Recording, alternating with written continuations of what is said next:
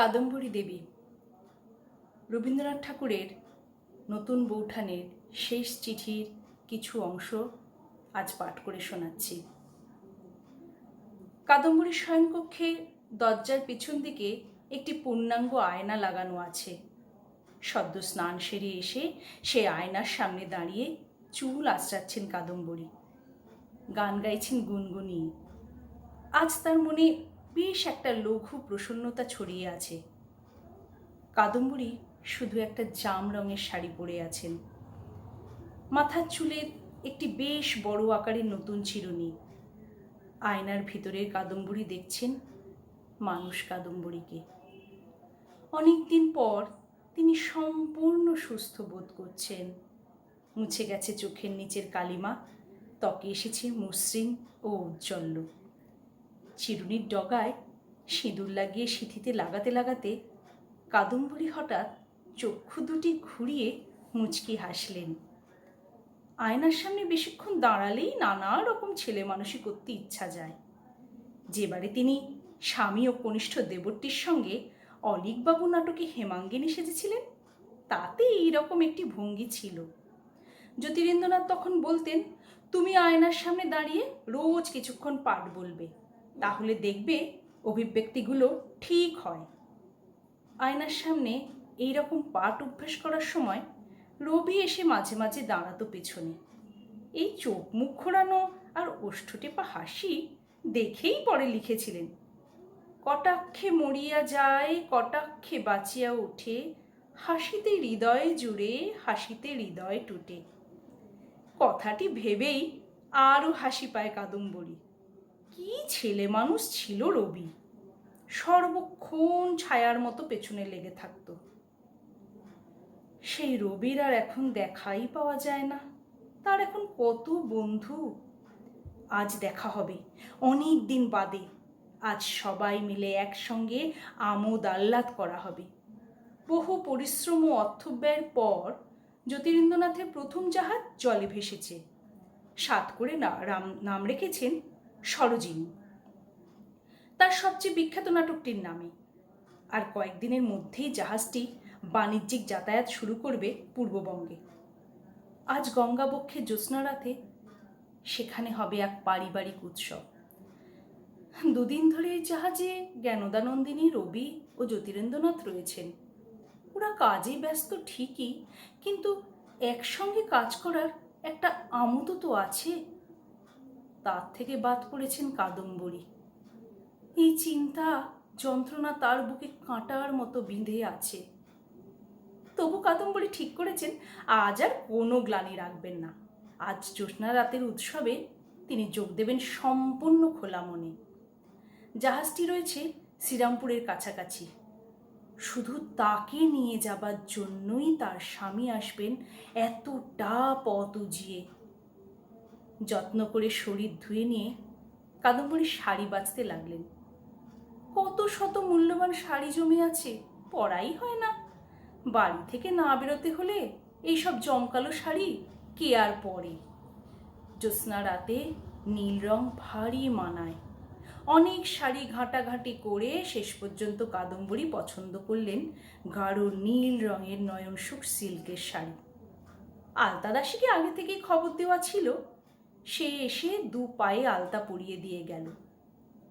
তারপর কাদম্বরী একসঙ্গে 12টি ধূপ জ্বালিয়ে সেই ধূপের ধোঁয়া লাগালেন তার চুলে। ভুরুতে দিলেন কাজল, সুরমা আঁকলেন চোখে। সাজ শেষ করে খোপায় জুঁইয়ের মালা জড়িয়ে কাদম্বরী আবার দাঁড়ালেন আয়নার সামনে। নিজের রূপ নিয়ে গুমর করতে নেই। কাদম্বরীর মনে পড়ল, কিছুদিন আগে রবি তাকে একবার সাজতে দেখে বলে উঠেছিল, অসুখ বসনা যেন আপন এসে ঢাকা আছে আপনার রূপের মাঝার।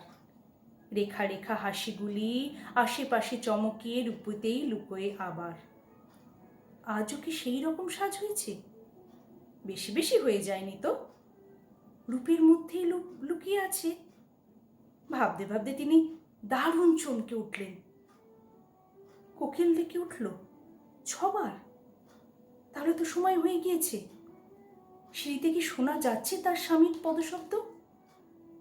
দরজা খুলে তিনি বললেন, হুলোর মা, দেখো দেখি কেউ এলো। না, সিঁড়ি দিয়ে কেউ উঠে আসছে না তো। কোকিল, নিত্যসী কোকিল শুধু ডেকেই চলে। কাদম্বরী ছটপটিয়ে বারবার ঘর আর বার করতে লাগলেন, জ্যোতিরিন্দ্রনাথ আজ আসবেন না? এ তিনি বিশ্বাসই করতে পারছেন না। তিনি ঠিকই আসবেন, যতই দেরি হোক। দু হাতে মুখ চাপা দিয়ে কাদম্বরী ঝাঁপিয়ে পড়লেন বিছানায়। দেওয়ালের কোণে জ্যোতিরিন্দ্রনাথের রূপোর বাঁধানো একটা ছড়ি রাখা আছে। ছুটতে গিয়ে সেটা এনে কাদম্বরী ঠাঁই ঠাঁই করে মারতে লাগলেন তার এতকালের স্বাদের দর্পণে। ঝনঝন শব্দে চূর্ণ বিচূর্ণ হয়ে মেঝেতে ছড়িয়ে পড়ল কাঁচ। কাল্পনিক কোনো শব্দ শুনে জোরে চেঁচিয়ে উঠলেন, কে কে?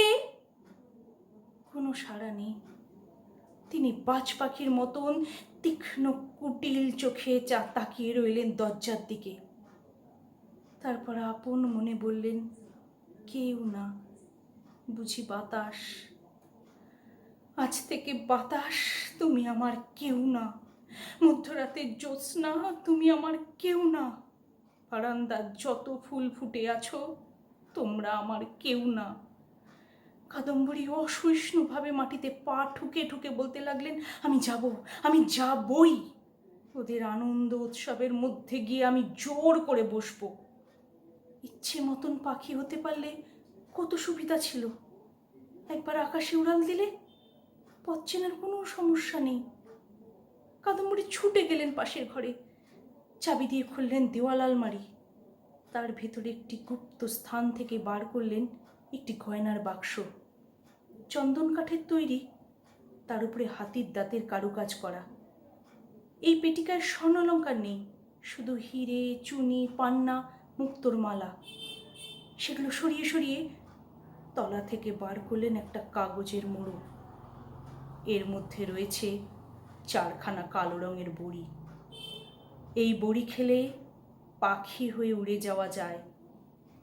বিশু নামে এক কাপুরুলির কাছ থেকে এগুলি সংগ্রহ করে রেখেছেন কাদম্বরী। সে ঘুমের ওষুধ দেয়। একটু ঘুম, বেশি ঘুম, গহন ঘুম, মরণ ঘুম। এই গয়নার বাক্সের মধ্যেই সযত্নে রক্ষিত আছে 3খানি চিঠি। এর মধ্যে একখানি কাদম্বরী পেয়েছিলেন ধোপার কাছে কাচতে দেবার আগে জ্যোতিরিন্দ্রনাথের এক জব্বার পকেটে। অন্য দুটি এক বৃহদাকার অভিধানের ভাঁজে। 3টি চিঠি একটি একই মেয়ের হাতের লেখা। সম্বোধনে প্রাণাধিকেশু, তলায় কোনো নাম নেই। এই চিঠির কথা কাদম্বরী তার সর্বগুণান্বিত ব্যস্ত বিখ্যাত স্বামীকে কখনো বলেননি। 3খানি চিঠি তিনি পড়লেন আবার। তারপর ঘন ঘন নিঃশ্বাস পড়তে থাকলো। অত্যুজ্জ্বল চোখ হলো চক্ষু। সমস্ত রুম কূপে তার জ্বালার অনুভূতি। চিঠিগুলো মেঝেতে ছুঁড়ে ফেলে দিয়ে তিনি একসঙ্গে 4টে কালো বড়ি খেয়ে ফেললেন। জল পান করলেন তিনি 2 গেলাস। পাখির ডানার মতন 2 হাত ছড়িয়ে দৌড়তে লাগলেন তিনি সারা ঘরে। ভাঙা কাঁচ তার পায়ে বিঁধে যাচ্ছে, কোনো খেয়াল নেই। তার মুখ হাসিতে উদ্ভাসিত। বিশু মুঠে একটা পুড়িয়া খেতে বলেছিল। 4টি খেয়ে শরীর কি হালকা লাগছে। পা দিয়ে ফোঁটা ফোঁটা রক্ত পড়ছে। তাতে যেন আলপনা হয়ে যাচ্ছে সাদা মার্বেল পাথরে। কাদম্বরী আজ নাচছেন। কেউ কোনো দিন তার নাচ দেখেনি। খুলে ফেললেন শাড়ি, পরনে রইল শুধু সেমিজ। নাচতে নাচতে খুলে ফেলতে লাগলেন হাতের কঙ্কন, গলার হার, কানের দুল, খোঁপার ফুল। গাইতে লাগলেন একটা গান।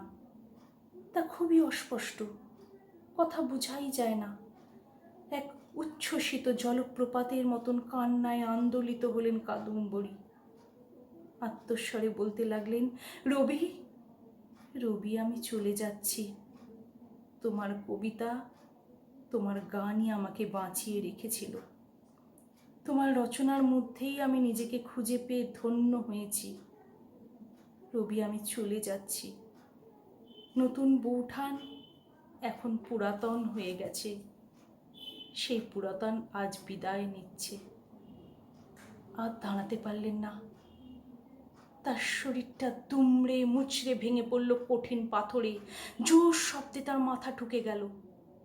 ছাললণ্ঠন জ্বলতেই লাগলো, প্রতি ঘন্টায় ডেকে গেল কোকিল। খোলা জানলা দিয়ে বাতাস ঢুকে খেলা করতে লাগলো এক নিস্পন্দ শরীর ঘিরে।